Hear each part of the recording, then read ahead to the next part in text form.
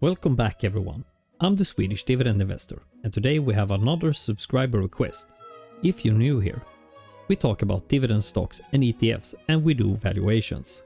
So hit that subscribe button so you don't miss any updates. Remember to read the disclaimer in the description down below. Okay guys, Bloodcub commented, how does Invesco Euro Stoxx high dividend low volatility UCITS ETF hold up against FEUI and SPYW? I checked their stats and I was intrigued when I saw that their 5-year streak is holding. Something a few ETFs have succeeded with here in the EU. Plus the high yield. Don't worry, we will go over everything. Grab your snacks and preferred drink. Let's dive into it. I've done as always and I've put their stats in my spreadsheet for dividend ETFs. The ticker is EHDV or HDEU depending on what exchange we're looking at. We can see their price at 29.58 euros and their dividend yield is 4.84%. I only have data starting from 2017 and we actually see the same old here. A massive cut in 2020, then growth from there. And we can see the 3, 5 and 8 year compounded annual growth rate here. 3 year 10.05%, 5 year at 1.72% and 8 year at 6.34%. Not bad and not stellar. We have to keep in mind we're going to use the dividend from the whole 2024 year to calculate yield and forward dividend, since they have only done one payout this year. So let's do like we did last time. We head over to justetf.com and do a little comparison of FEUI, SPYW, S&P 500 and EHDV. So for the 5-year performance, we can see S&P 500 at 98.92%. And surprisingly, we see EHDV at second place with its 89.79% return. SPYW at 69.57% and FEUI at 61.31%. Next up is their top 10 holdings from biggest to smallest. Amro Bank, Volkswagen, Cofinimo, Enegas, Bank Inter, Engie, Intensa San Paulo, Mercedes-Benz Group, Nordea Bank and Credit Agricole. Sorry if I butchered some names here. And let's see their sector allocation. Financials at a massive 37.56%. Utilities, telecom, consumer discretionary, basic materials, energy, real estate, industrials, consumer staples and other. I love when they just write other. And finally, let's take a look at the countries. Germany, France, Spain, Italy, Netherlands, Finland, Belgium, Austria and Portugal. So now that we have a decent overview of what the ETF consists of, let's do a valuation. As the last time, we start with a discount rate of 10%. This is our required return. And we use their historical growth rates for the different cases. The cases being normal, best and worst. Finally, we do a mixed valuation between the different cases with a probability factor. The terminal multiple will reflect their historical yield, but at the end of the calculation. For the normal case, I've gone with 5% for growth, a terminal multiple of 20, so a 5% yield at the final year. We land at a present value of 28.29 euros.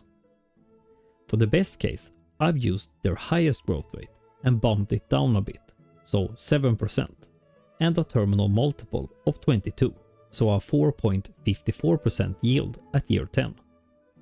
We land at a present value of 34.64 euros. For the worst case, I went with 1.5% growth and a terminal multiple of 17, so a 5.88% yield at year 10.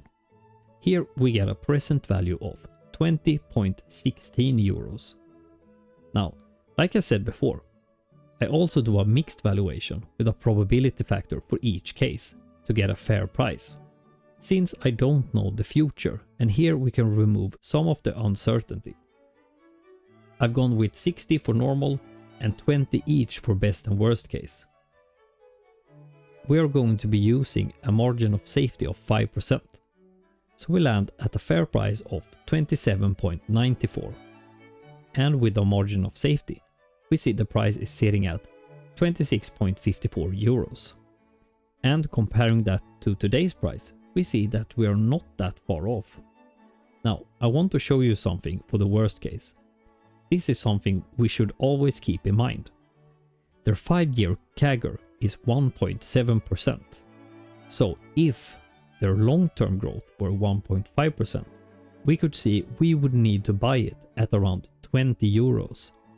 But if we change the discount rate, we could see what we could expect if they grow the dividend that slow and if we paid today's price. So let's change the discount rate to 5%. Now we get in line with today's price. So always keep that in mind. Worst case, are we happy with a 5% return? Now I would believe it's somewhere between the worst and best case, and that's why I use my probability factor. If we change the discount rate for all cases to 9%, we can see that we could expect somewhere around 9% annual return if we buy at today's price. So now we know what we could expect from EHDV. Let's compare it to FEUI and SPYW. I've changed the discount rate for both FEUI and SPYW to line up with their current price. We could expect around 8% annual return for FEUI and SPYW. I'm actually surprised by this. Conclusion. Just based on the numbers, we have a superior investment in EHDV, but I would want to add something to the discussion here. Their sector allocation is over 37% into financials versus SPYW at 30% and FEUI at 21.5%. Another thing I don't like about EHDV is their holding in car companies. I don't know how often Just ETF updates their holdings, but my broker updated their holdings list 7th of May, and we can see 3 car companies when we expand to their top 25 holdings: Volkswagen, Mercedes-Benz and Porsche. Now, why is this a problem? It's no problem for the last 5 years, and maybe that's why EHDV performed so well, but the car companies are currently struggling. All 3 companies reduced their dividends from 2024 to 2025, and I wouldn't be surprised if they cut it more going forward. I think banks are the same. When there are good times, they have massive dividends, but as soon as someone whispers financial struggle, they cut their dividend. Now, does this mean EHDV is a bad investment? No, but we should keep that in mind. I mean, SPYW has a pretty high allocation towards financials, so it's not like they're immune, and the same goes for FEUI. Keep the worst case in mind, and if you're fine with the ETF going down and you keep buying more, collecting and reinvesting dividends, I think EHDV should do okay. Alright, if you have a dividend stock or ETF you want me to do a valuation on, hit me up in the comments. I hope you enjoyed this subscriber request. If you did, smash that like button, subscribe if you haven't already, and tickle the algo with a comment. I'm the Swedish Dividend Investor, and I will see you in the next one. Stay smart, stay patient, and keep stacking those dividends. Ha det gött!